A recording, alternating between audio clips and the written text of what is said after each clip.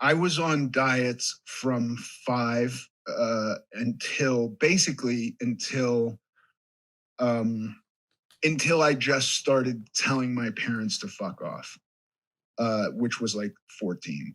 Um and I was, you know, it was there was a sense of wrongness. My first idea of self. You know, you're a little kid, and there's no idea that, like, oh, this body, like, there was no awareness of it. The first bit of awareness that I had about my body was that it was wrong, and so and then I was just and then it was just constantly reaffirmed through, my whole family would go macrobiotic, but really it was just because they thought this macrobiotic, and you can name any diet.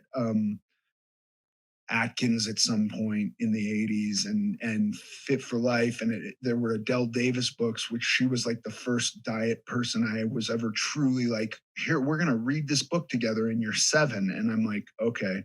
um but there was just a constant feeling of being off from like 5 on.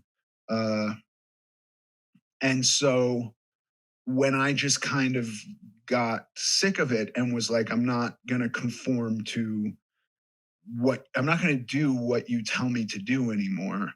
um I went, like a runaway train down the road away from the goals they were setting for me. Wow, because it's those developmental stages. It's like that young 5, 6, 7, that little that I remember. You're short. You're not smart. Those things stick with you no matter how smart you get or how Yeah. tall you get. You always remember, for some reason, I wish I could just stop that little fucker from thinking these things, that you weren't good enough, you weren't smart enough, you weren't whatever. But you're saying ultimately that at that young age, you're like, what's wrong with me ultimately? Like, and does that carry with you throughout your adulthood? Like, even though you're in great shape now, you look great, you feel great, do you still think back, I'm still that kid? It's a very tricky thing because I don't know. I I can mentally work myself through it today, but there is always kind of my gut reaction to myself in the mirror or a photograph or anything like that is always kind of disgust.